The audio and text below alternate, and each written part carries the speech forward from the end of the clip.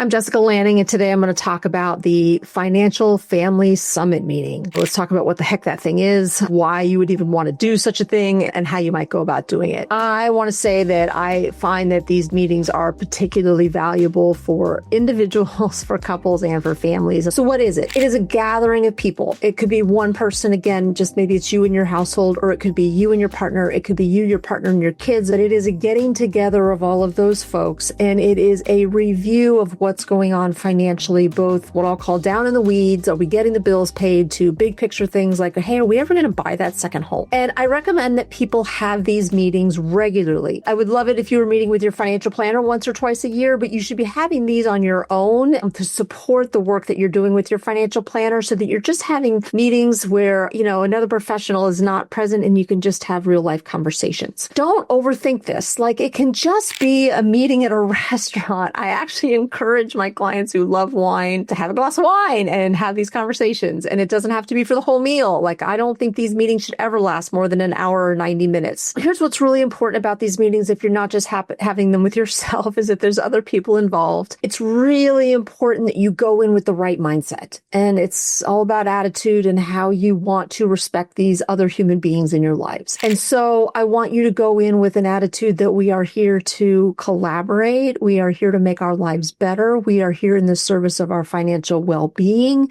We are here to listen, and we are here to listen not to respond, but to understand. We are here to be present and mindful about our own reactions. And if we start to feel reactive, we either speak to that, or we, what I call, flag the train. We just say, whoa, we got to stop here for a second, because I'm having such a strong reaction internally that I can't actually hear what you're saying anymore, and I just need to take a break. So it's really important to have the right attitude and mindset when you're going into these meetings, so that it is a way that you come out financially stronger and not at each other's throats. Okay, so what are the logistics of this thing? The first thing is I recommend that you pick a location. It can be at home, but I would recommend that it be in a place where you can be intentional about it, and it's not just part of the chaos of your lives. Like, okay, we're going to sit down, we're going to set this half an hour aside, or set this hour aside. Are we going to have dinner, but after the kids have gone to bed? Or we're going to have dinner, but only when our parents come over on Sunday. It should be a very specific location and out of the chaos of your regular lives, ideally. And you can do this in a restaurant if you feel comfortable being in a restaurant and talking about your finances. The second thing you want to do is have an agenda. And I'll talk a little bit more later about what should be on that agenda, but have an agenda. Like, don't just go into this randomly, go into it intentionally. I do recommend that somebody be designated, and I don't want to create hierarchy. That's really important here. But somebody's a facilitator and or timekeeper. Okay, we're going to talk about these things. We're going to talk about them for this long. And once we hit that hour mark, we're going to cut it off, so that that person is just mindful about how you're spending your time. And I do recommend that somebody also take notes. My God, don't overthink this. Like, really, it can be the notes on your phone. Don't make this so complicated that you don't get started. So what is your goal of this thing? Again, the goal is financial well-being, and listening and talking and making sure that you're touching base about what's important to you financially. All right, what's on the agenda? You should talk about your short-term and long-term goals. That's the first thing on the agenda. This might be, I want to spend some extra money on coaching, or I want to take that family trip that we've never really gotten to take. I want to start saving money for that kitchen renovation that we've always said we wanted to do. You should have short-term and long-term goals, and you should just talk about those things. And look, if you're keeping notes, again, just on your phone, you can review what you said last time, and you can just say, is there anything else that we want to add to this? And if we achieved any of the goals that are on our list from before. The second thing on the agenda should be major decisions. Okay, do we have anything big coming up this year that we haven't already talked about, or we need to talk about more? And the things that come to mind for me, just from my client experiences, big vacations, dad's turning 80 and we need to go and do a really nice celebration for him. Replacing cars, that's a big one. Getting new appliances, that seems to be super popular these days. Just whatever it might be. Do we have any big financial decisions to make? The third thing that should be on your agenda is what I would call a values conversation, or how are we going to collectively support the things that are important to us? So here are the things that come to mind for me. I often ask the parents about how they're talking to their kids about college education. And I think that should be high on your list. Like, how are we going to support education? What's important to us? How many years do we want to pay for? If we don't have the money, how do we want to talk about that to our kids? How do we want to talk about higher education to our kids? Because it's such a loaded topic these days. But like education, that's a big thing to talk about. I think it's important to talk about retirement. Like when we stop working for a paycheck, what do we want our lives to look like? I think that's an important one to talk about. I think taking care of aging relatives, like that's a big one to talk about. Like, how are we going to take care of these parents? And I think sometimes what's important to visit when you're having these meetings is any changes in feelings about things. So like, for instance, I've had clients say to me, look, family is the most important thing to me.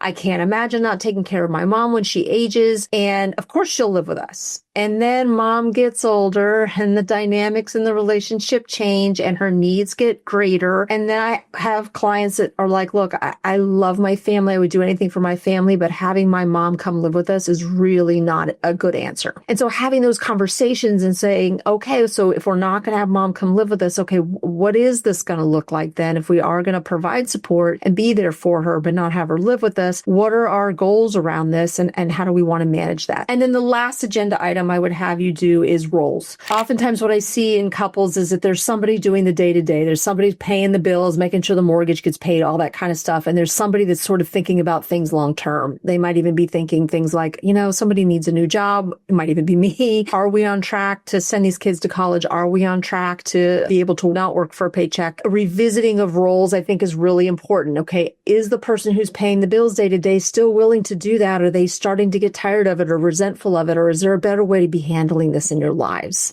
Should we hire somebody to pay our bills? Those kinds of conversations need to be had. The person who is keeping track of the big picture might be getting frustrated because that person feels like they're carrying a really big load. And oftentimes they're not always the one that's most attuned to doing this or the most experienced to do it or the one who really wants to get down into the weeds of, can we retire? I mean, obviously that's the reason you're often hiring a financial planner, but that person might be just feeling like they're carrying a big emotional load. And so just revisiting like, okay, what do you feel like our roles are in this family? Are we doing them and are we happy to continue doing them? Or should we be looking at a different way to do it? Or should we flip the roles around for a little while? And we don't just do this because it's something to do. Again, you're making these decisions because you want your family to have financial well-being and you want to make sure that you're just covering these things again so that you know what's going on in the family and you can have these conversations. I often see people in this section of the meeting then just go over kind of nuts and bolts. All right, did the bills get paid? Are we on time with everything? Did anything big come up that we're trying to navigate? How's our credit score? Did we freeze our accounts with all the credit bureaus? What's going on financially? Do we need to have a conversation with our financial planner? Like those very down in the weeds kinds of things often get handled then at this meeting as well. So I would do all of those things. That's your agenda.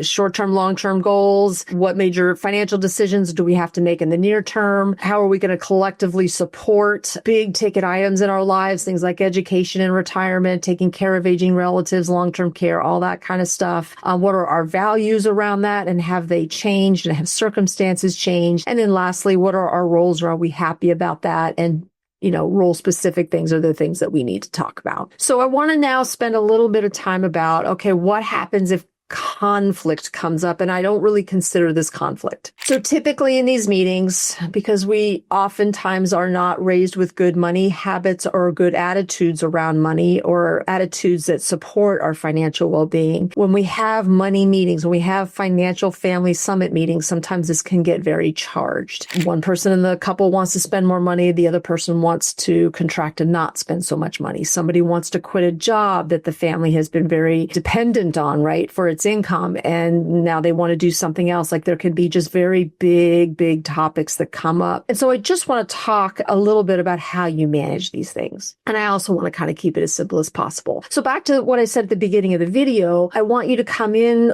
to this meeting with an attitude of nobody's here to win. This is not a competition. We're here working collaboratively towards our financial well-being. How do we serve everybody in this household? So remember, that's where you're working from. The second thing I want to remind you of is you're listening to understand, not listening to respond. That really takes the tension off of any, what I'll call pre-existing relationship conditions that might add fuel to any conflict fire. And so just being mindful of those things. Then what I think is really important is to stay present with your own experience and to start to recognize when you feel internally that you're starting to get tightness in the chest or tightness in the neck or butterflies in the stomach or a little nausea or anything that might be going on in your body or in your mind that's making you feel like, ooh, this conversation's getting a little heavy and I'm starting to check out a little bit. And when that happens, here's what I recommend, and have an understanding about this as you go into the conversation, that there is going to be an agreement that you can do what I call flag the train. So if the train is going down the tracks at 1,000,000 miles an hour and it's starting to feel out of control, you can flag it and say, whoa, we got to put on the brakes here a little bit. And it's not to end the conversation. That's really important. You're not canceling. What you're doing is you're saying, I've reached a point in our conversations where I can no longer be present and loving and in a place of working from a collaborative, joint well-being space, and I need to take a break. And the other person's job is to say, okay, I hear you, and to take the break. And the both of you then, or however many people are in the room, need to agree on when you're going to go back and revisit. That might be after the main course. That might be after dessert. It might be tomorrow night. It might be next week. It doesn't matter. I want you to set a date and a time. Here's why I think that's really important. I don't want anybody to feel canceled. I don't want anybody to feel like this conversation is now dead and we're not going to go back and revisit it. And I want everybody to feel like they're still in a relationship. So if there is an agreement to come back together, then there is still a relationship and an ongoing thread here about this particular topic, whatever's come up. So that's what I want you to do, is to start to recognize when you are getting antsy, triggered, whatever word you want to use. You are no longer able to be present and loving and in the service of collaboration and well-being, and you need to flag the train, and you're going to set a date and time when you are going to come back to this topic. Okay, the last thing that you want to do, because you do want to now bring closure to this meeting, is you want to summarize. And again, this can just be a verbal summary, and don't overthink it. You can put it on your phone, but you do want to capture the high level pieces. So that's one piece, get a summary. The second piece is you want to review any tasks or to-dos that need to get done as a result of this and who said they would do what, and capture those things so that you've got them and you can go back and review. And then the last thing I want you to do is just set your next meeting. Even that's general. Okay, we do these every quarter. Let's make sure we get another date night and Financial Family Summit meeting into our calendars so that we can do this. If you are doing this with multi-generational families, that's going to take a little bit more doing, right? And getting everybody's calendars aligned so that you can all show up at these meetings. And typically when you're having big family meetings like this, you're only having them a couple times a year. And I often see, since we're post-pandemic, a lot of families doing these on Zoom. Again, don't overthink this. Getting it done is better than getting it perfect. And you will get better at this over time. That's the beautiful part about this. And then, and I see this happen in my office all the time, you have these families or couples or individuals that come into these meetings that feel way more confident about talking about money, what they want to do with their lives, what their values are around money. And then they're able to make those meetings with me as their financial planner even that much more productive. So there's a lot of value to having these meetings, and I strongly encourage you to do them. I'm Jessica Lanning. Lanning does planning.